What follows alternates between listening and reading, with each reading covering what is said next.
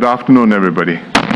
I'm very glad to host Prime Minister Datuk Sri Anwar Ibrahim and his delegation for the Singapore-Malaysia's Leaders Retreat this morning. I've met Prime Minister Anwar many times since he assumed his position, and of course even more times before that. We're old friends for many years, but this is our first Leaders Retreat together. It's the 10th Leaders Retreat between Singapore and Malaysia, and the first since the COVID pandemic. So this is an important milestone, which reflects the continued importance we place on bilateral ties and on both countries working together positively to benefit our peoples. We've had very productive and substantive discussions this morning. Singapore and Malaysia's relations are strong, particularly on the economic front. We are each other's second largest trading partner. Investments from Singapore to Malaysia have grown tremendously, and Singapore in the first half of this year was the top foreign investor in Malaysia. In an increasingly uncertain post-pandemic world, we need to enhance our cooperation, in particular our economic links and our people-to-people ties. During the Prime Minister's introductory visit in January, we signed two framework agreements, one on the digital economy and one on the green economy. And we will build on this promising start to pursue further win-win cooperation. Within ASEAN, Singapore and Malaysia are working closely to strengthen regional collaboration and the centrality of ASEAN, especially in the emerging areas of digital and green economies. Bilaterally, we have a full agenda of cooperation. We intend to jointly develop a Johor-Singapore Special Economic Zone, which is a substantial and promising project, which will enhance the cross-border flow of goods and people and strengthen the business ecosystem, and will improve the economic attractiveness for both sides, for both Singapore and Johor. Secondly, we agreed to strengthen cooperation on renewable energy. Singapore and Malaysia are both moving towards a low carbon and sustainable future, and we're pursuing cross-border electricity trading, which will be a win-win for both countries. And the renewable energy potentially can come from both Peninsular Malaysia as well as from East Malaysia. Thirdly, we are making good progress to strengthen connectivity. One key project is the RTS link, the Rapid Transit System link, between Johor Bahru and Singapore. It will be the third land link between the two countries, which will make it much more convenient for our peoples, and we're all looking forward to the project's completion by the end of 2026. PM Anwar and I also discussed our efforts to alleviate congestion at our land checkpoints. On Singapore's end, ICA has introduced various initiatives to make the cross-border travel smoother and more efficient while maintaining border security. And we've also started to redevelop the Woodlands checkpoint to increase its capacity and meet the expected long-term growth in cross-border traffic. I'm glad that the Prime Minister welcomes and supports Singapore's efforts. On many other fronts, we are working together too. Earlier this month, Malaysia organized a triennial Malaysia-Singapore Cultural Showcase here in Singapore. This initiative has deepened the exchange of culture and heritage between our countries, and the economic agencies have signed an MOU to strengthen the collaboration between our SMEs and to update the Malaysia-Singapore Business Development Fund to support joint test bedding and pilot projects by our enterprises in third countries in areas like the green and digital economies. Prime Minister Anwar and I also discussed outstanding bilateral issues, including maritime delimitation, reclamation at Petra Branca, water and airspace. These are all important issues, and we will consider them holistically and constructively within the broader context of our overall relationship. Importantly, they will not be allowed to color and affect this overall relationship or detract from the many positive areas of cooperation between us. I'm confident that the two countries can work out durable and mutually beneficial ways forward on all of these issues. Finally, I thank Prime Minister Anwar for visiting us and look forward to meeting him again soon, including at the 11th Leaders Retreat in Malaysia next year. Thank you. Thank you, Prime Minister. May I now invite His Excellency Datuk Seri Anwar Ibrahim, Prime Minister of Malaysia, to deliver his remarks. Prime Minister, sir. Terima kasih Perdana Menteri Hsien Loong dan Perdana Menteri Premier dan bagi pihak Malaysia saya ucapkan setinggi penghargaan terima kasih kerana layanan istimewa di antara dua negara sahabat dan Alhamdulillah kita dapat putuskan beberapa isu yang tergantung sekian lama dengan cara yang lebih akrab sebagai dua negara sahabat yang sangat bergantung di antara satu sama lain. So let me thank Prime Minister Hsien Loong for the candor, the assistance, the friendship shown, and my colleagues will certainly share with me in expressing their gratitude and also appreciation for the fact that many of these issues are able to be resolved amicably or towards the end because of your kind interest and leadership and support to our endeavor. I must also thank Singapore generally for their support in terms of increased investments and trade into Malaysia, and we would certainly reciprocate in terms of the serious attempt at settling most of the outstanding issues, sometimes deemed to be contentious by parties, but I must suggest here that it was to a large extent resolved amicably as true friends. And I wouldn't repeat the issues that mentioned by Prime Minister Hsien Loong, because naturally we have discussed this at length quite a number of times. You know, Prime Minister Hsien Loong is known to be a workaholic. Every time he pulls me aside in any multilateral meetings, it will be just serious discussions, 1, 2, 3, 4. Then only he will ask about Azizah and the family. But let me say this: issues like airspace, FIR, the parameters are quite agreed upon, and this is to me a remarkable feat in terms of both bilateral relations. Issues has been outstanding and not seriously discussed and not attempt to be resolved. So I must thank also my team and the Singapore team for looking at it in a comprehensive manner. I've always suggested that we should not take any issue in isolation and look at the whole bilateral setup and the interest to resolve the fire issue, and even water, which has been long outstanding. Our position is clear that we have to honor the commitment and supply water from Johor to Singapore, and to that end we will have to work jointly to ensure that Johor would be able to enhance the capacity through Johor River to supply both for Johor needs, which is also expanding, Pemimpin besar here, and for Singapore. And I think instead of focusing purely on price mechanism, we should also look at the possibility of Singapore participating in a joint effort, both in terms of study, which can be conducted immediately, and also in terms of management of Johor River, with particularly with Johor State.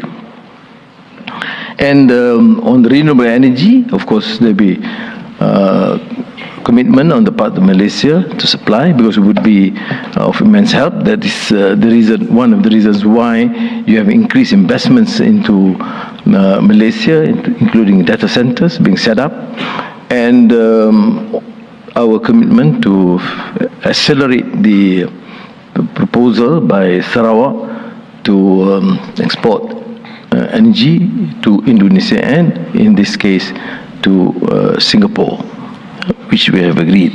Now, and on Batu Putih maritime boundary delimitation,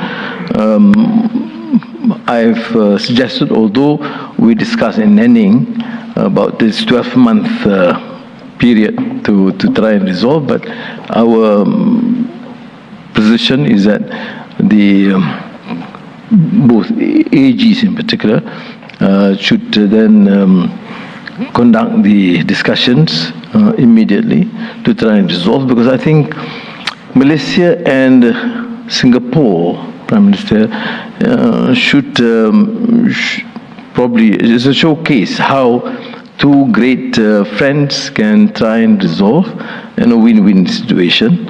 I always,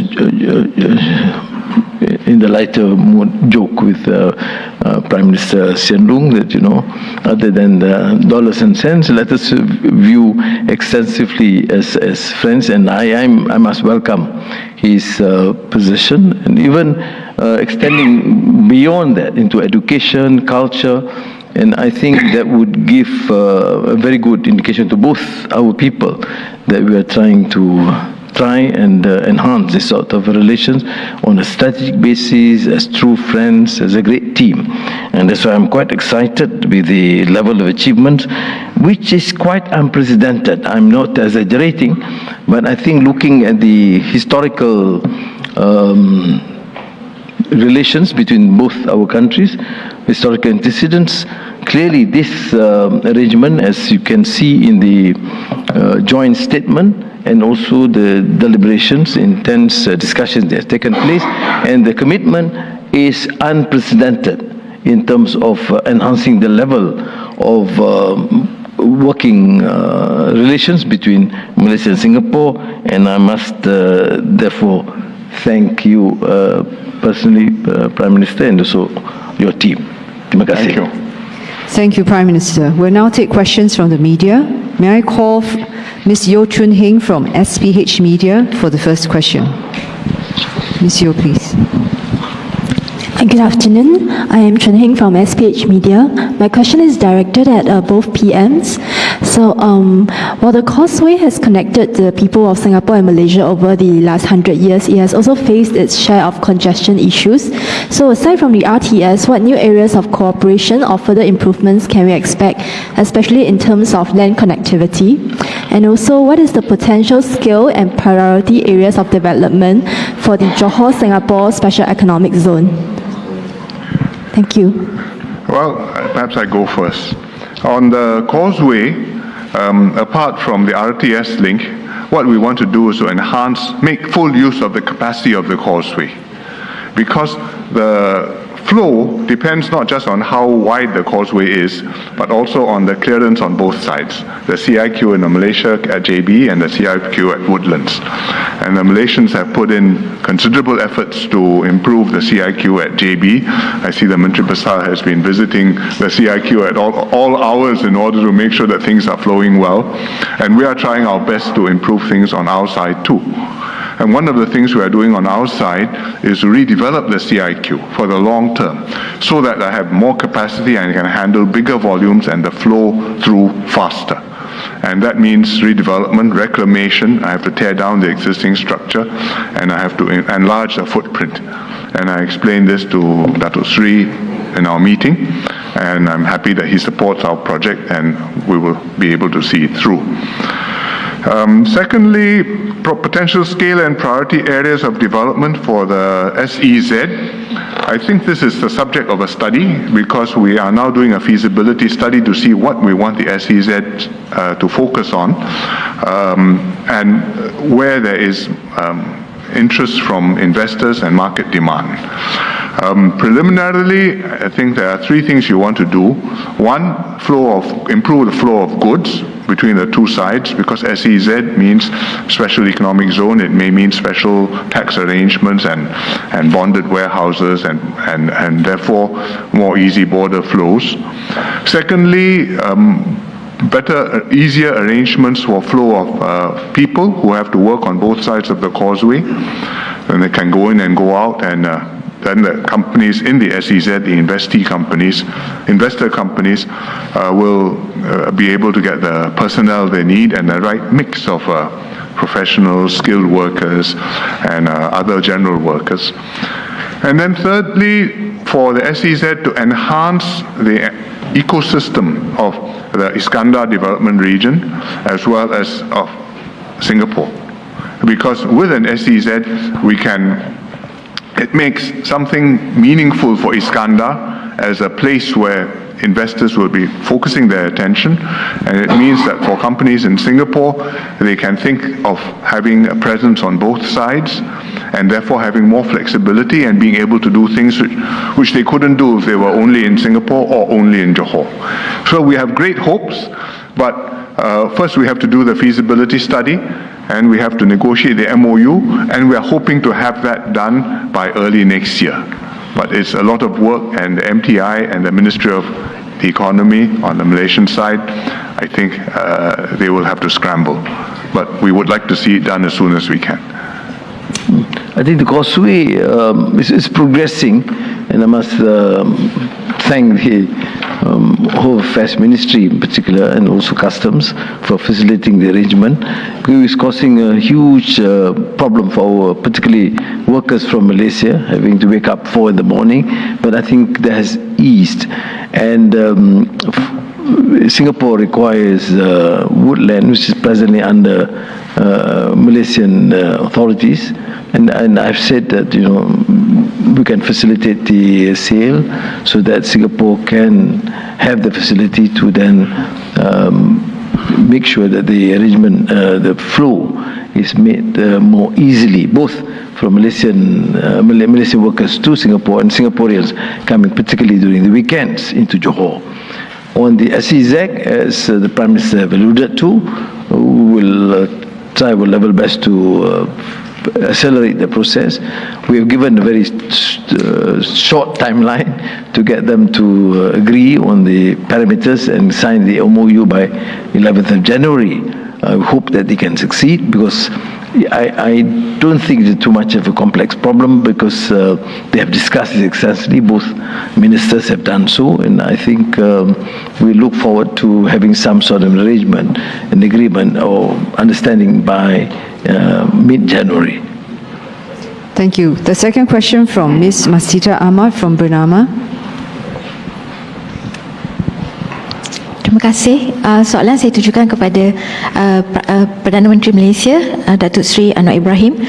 Datuk Seri, pada Januari tahun ini, Datuk Seri ada menyatakan komitmen menyelesaikan beberapa isu dua hala tertunggak antara Malaysia dan Singapura pada kadar segera.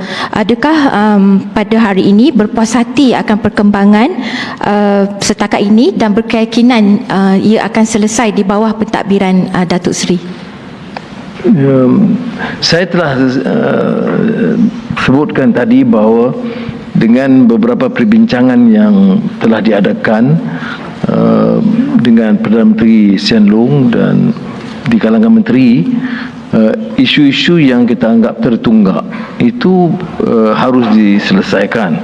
Singapura ini satu negara jiran yang punya sejarah yang tersendiri dan hubungan yang sangat akrab dengan Malaysia, dan saling bergantung. Jadi kebergantungan kedua negara itu menyebabkan pimpinan negara harus melihat kepentingan rakyatnya, dan saya berpendapat rakyat akan peroleh manfaat yang sangat tinggi, baik sekiranya beberapa isu yang tertangguh itu selesai, termasuk air.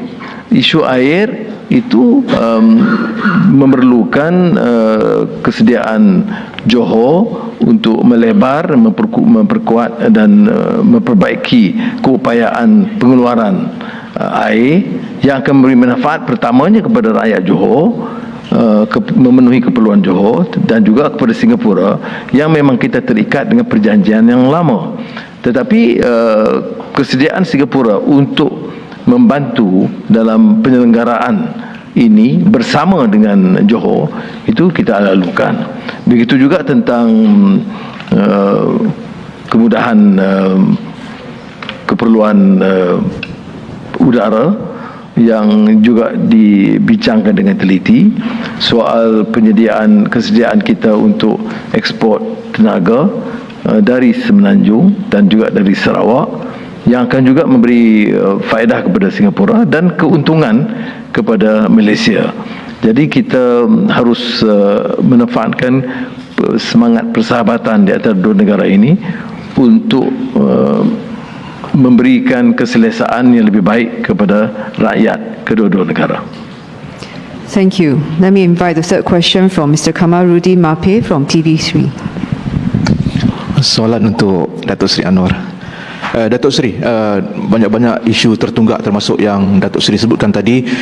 Isu manakah yang dilihat yang agak positif, yang agak cepat perkembangannya, dan bidang mana pula yang dilihat agak perlahan progresnya? Tentu kita nak dengar daripada Perdana Menteri Hsien juga, tapi bagi saya isu-isu yang tertangguh lama, termasuk keupayaan udara, penerbangan yang diperlukan di Singapura untuk kegiatan terutama Selandar dan Changi, itu tentu sebagai negara, seluruh negara di dunia itu memberikan laluan, tetapi kita juga akan memperoleh kemudahan kerana ratusan penerbangan sehari dari Semenanjung ke Sabah, Sarawak dan sebaliknya, itu juga akan peroleh manfaat kerana memudahkan perjalanan itu bila ada persefahaman, dan ini telah tercapai. Saya sebut seperti juga air, menangguhkan itu tidak memberi keuntungan kepada kita. Menangguhkan itu maknanya harga air itu masih kekal lama. Mempercepatkan itu maknanya ada keupayaan untuk meningkatkan sedikit kos harga air, dan juga kesediaan Singapura untuk bersama menyelenggarakan projek di Sungai Johor yang akan memerlukan juga sedikit suntikan keuangan dari Singapura. Jadi bagi saya hal ini telah kita capai. Malah kita bersetuju supaya Singapura dan Johor boleh menyegerakan kaji selidik untuk melihat keupayaan membesarkan sungai dan pengeluaran kapasiti air di negeri Johor. Tapi ini kita akan bincang bersama dengan kerajaan negeri Johor sebagai contoh. Begitu juga tentang ekspor tenaga dari Semenanjung dan dari Sarawak, itu menguntungkan Semenanjung dan Sarawak, ini menguntungkan negara Malaysia. Jadi saya lihat dari segi ini telah dapat disegerakan. I think these are all important issues to both countries. Some are very long-standing, as Prime Minister has said, and they haven't moved as fast as we would like them to. Sometimes there are reasons why things take time. But the PM and I both would like to move as expeditiously as we can to address these problems and address them. This is something which we can explain to our populations, to the rakyat, that these are some things which will benefit population on both sides and is good to do, win-win. Some of them may be not so conventional in the way we have been thinking about it before, but it is something which, if we take a long-term overall point of view, I think we can work out solutions which will address both countries' concerns and be beneficial to both countries. So I won't say what is fast and what is slow. I think each one will go as expeditiously as it can, because we are both equally determined. As in Malay they say, sedikit-sedikit lama-lama jadi bukit. Tapi tak lama lagi. Now I invite Ms. Afifa Arifin from CNA for the last question. Good afternoon, Prime Ministers. Amid the current situation in the Middle East, what specific approaches will Singapore and Malaysia take to ensure that the reactions to the war and the ground sentiments in both countries do not have any spillover effects, especially on mutual investments, bilateral cooperation, and our long-standing ties? I don't think they should affect our bilateral relations. I think we've each expressed our views on what's happening in the Middle East. Singapore has made repeated statements about this and condemned what's happening. the violence, the human tragedy of civilians and innocent victims being killed and massacred, and hoping that the two parties can make progress towards a negotiated two-state solution to the Middle East. And I think Singaporeans understand where we stand. Malaysia also has made its position clear. I think Datuk Sri is here. Their situation is not the same as ours because we have diplomatic relations with Israel, but at the same time we have friendly relations with the Palestine Authority.